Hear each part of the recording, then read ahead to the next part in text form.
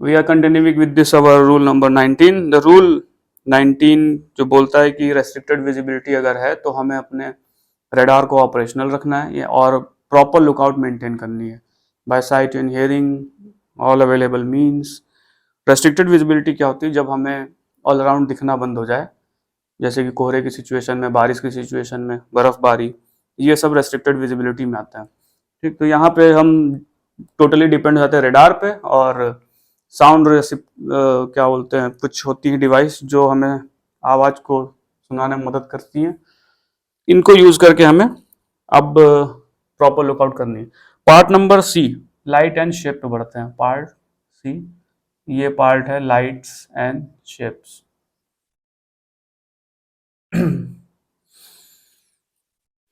Rule number 20 application. This rule stipulates the times and circumstances under which the rule of this part are to be applied.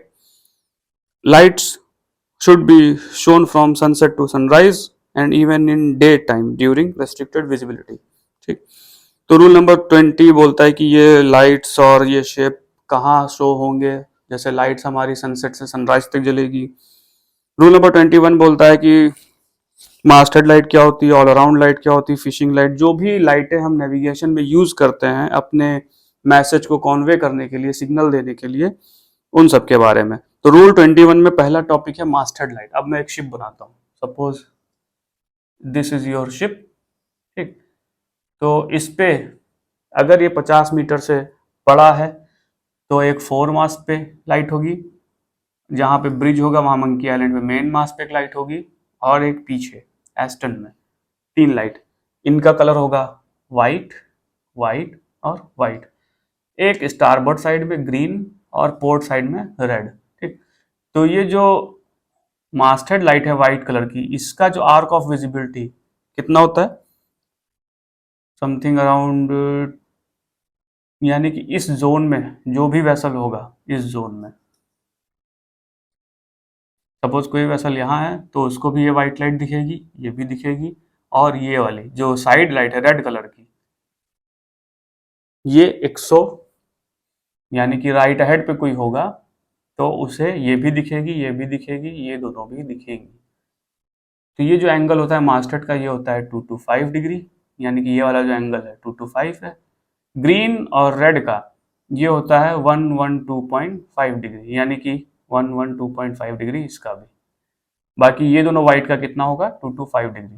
तो mastered light जो है white colour की, mastered light white colour की, arc of visibility यानी कितने angle पे दिखेगी? Arc of visibility 2 to 5 degree. Range क्या होती है कि मिनिमम 6 माइल तक, मिनिमम 6 नॉटिकल माइल दिखनी चाहिए।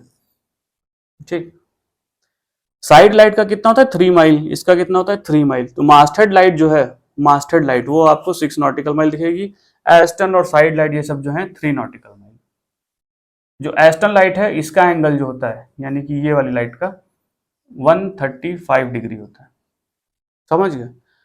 तो कोई वेसल पीछे के जोन में होगा तो उसे ये दिखेगी 135, यहाँ होगा तो रेड कलर की दिखेगी प्लस दोनों व्हाइट लाइट, इधर होगा तो ग्रीन कलर की दिखेगी और दोनों व्हाइट लाइट। इससे हम पहचान जाएंगे कि हमारा वेसल उस वेसल के कौन सी साइड में है और वो वेसल किधर जा रहा है या आ रहा है या हमारी तरफ आ रहा है। हमारी तरफ आ रहा होगा, राइट हेड पे होगा तो 1 2 3 4 लाइटें दिखेंगी, 2 साइड लाइटें और 2 मास्टर्ड लाइटें। 50 मीटर से छोटा होगा तो यहाँ पे ये भी ये मिला के एक लाइट हो जाएगी, क्योंकि वो छोटा वेसल है तो एक ही मास्ट हेड होगा उसका। तो ये पॉइंट पढ़ लेना, masthead light, side light, stern light. ठीक, ये डायग्राम अच्छा सा बना हुआ है पेज नंबर 69 पे, जीपीआर की बुक पेज नंबर 69 पे है। अब रूल नंबर 23 से 31 जो है, रूल नंबर 23 से 31,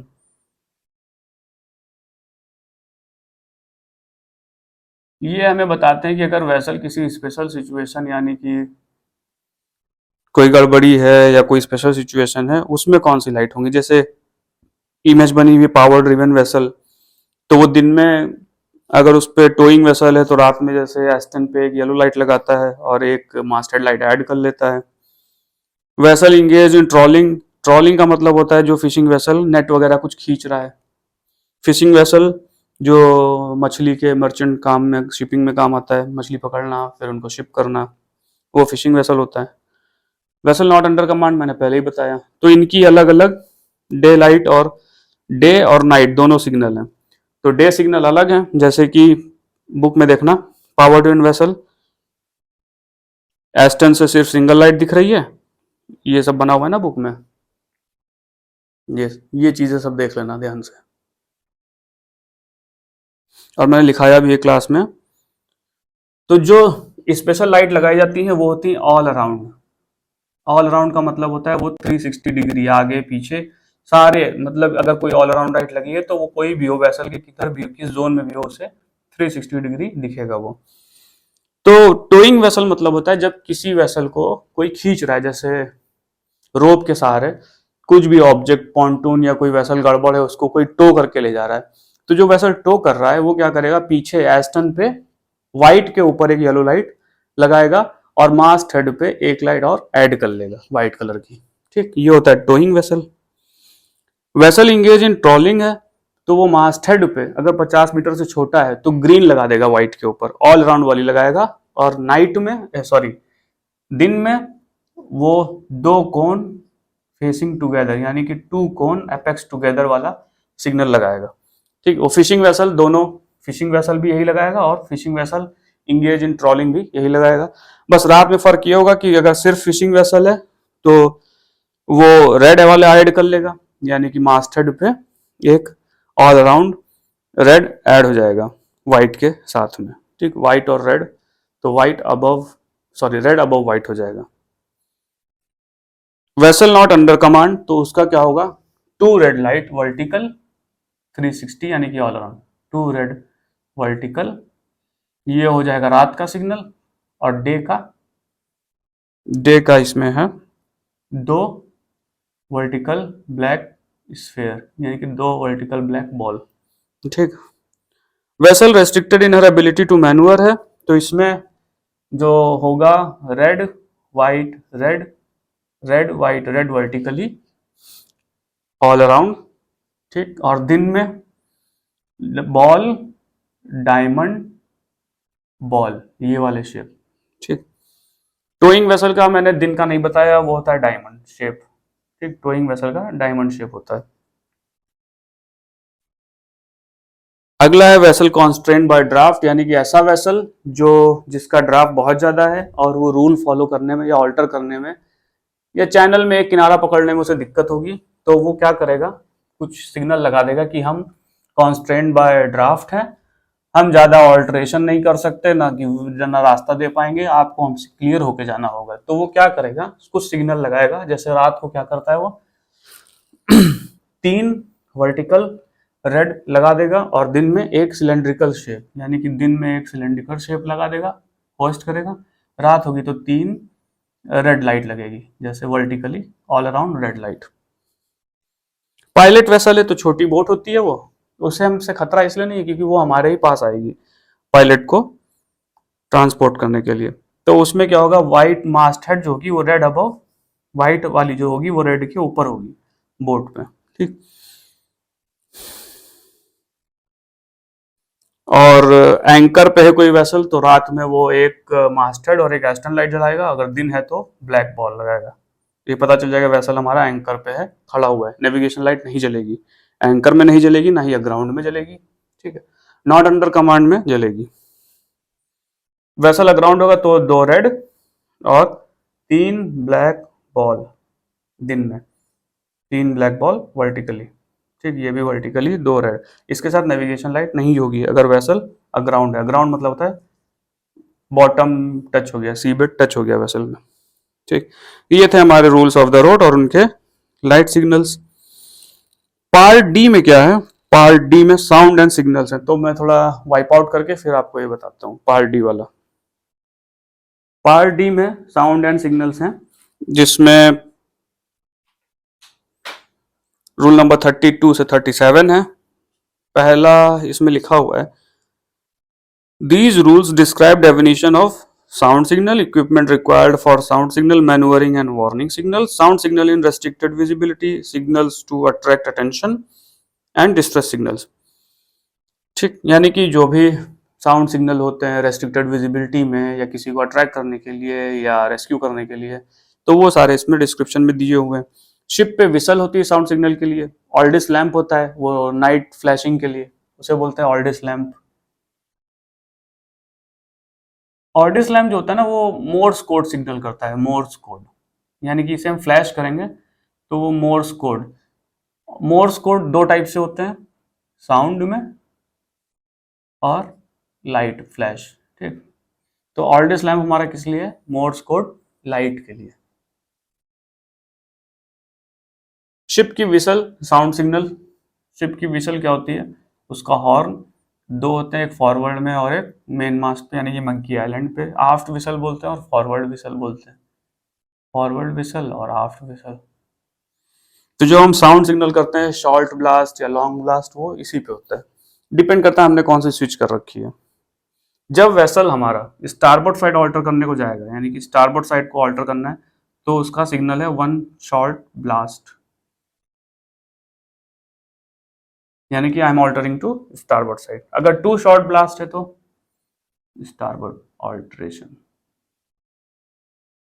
अगर टू शॉर्ट ब्लास्ट है तो पोर्ट साइड ऑल्टर करने जा रहे हैं अपने शिप को। थ्री शॉर्ट ब्लास्ट दिया तो we are going to do astern, यानी कि शिप को रिवर्स में लेके आने वाले हैं हम। तो अगल बगल जो भी शिप होंगे अगर हमने थ्री शॉर्ट ब्लास्ट दिया तो समझ जाएंगे वो। जो शॉर्ट ब्लास्ट होता है उसकी ड्यूरेशन 1 सेकेंड, लगभग अराउंड अप्रॉक्स 1 सेकेंड का होता है शॉर्ट ब्लास्ट। लॉन्ग होता है जो 4 to 6 second, short approx 1 second और long blast 4 to 6 second. Light flash also about 1 second, ये सब लिखा हुआ है पेज नंबर 71 पे। लाइट फ्लैश जो होगा approx 1 second, same like short blast. इसमें नेक्स्ट टॉपिक है warning signal when vessel in sight of one another and one fail to understand the intention, यानी कि जब कोई वेसल एक दूसरे के सामने दिख रहे हैं लेकिन समझ नहीं पा रहे हैं कि ये वेसल करना क्या चाहता है, हमारी तरफ आ रहा है, पोर्ट साइड जा रहा है, स्टारबोर्ड साइड जा रहा है, या रुक रहा है, या कोई इमरजेंसी है, तो वो क्या करेगा?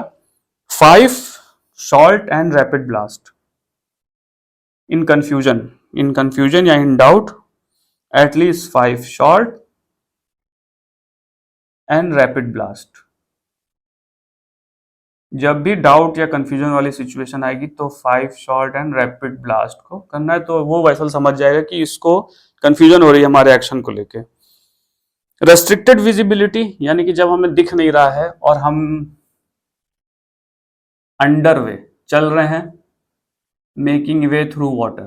Underway making way through water का मतलब होता है कि इंजन भी हमारा चल रहा है और हम भी चल रहे हैं। अंडरवे ना होना मतलब या तो एंकर, अग्राउंड या फिर पोर्ट पे लगे हुए हैं, अगर वो नहीं है तो हम अंडरवे ही होंगे।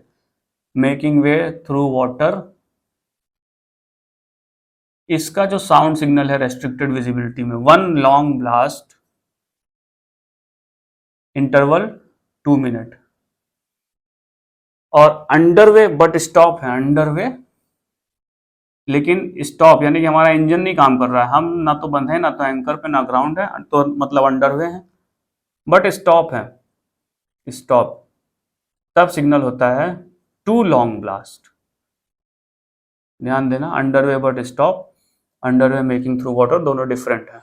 टू लॉन्ग ब्लास्ट इंटरवल कितना? 2 मिनट। तो अब आया शिप बेल।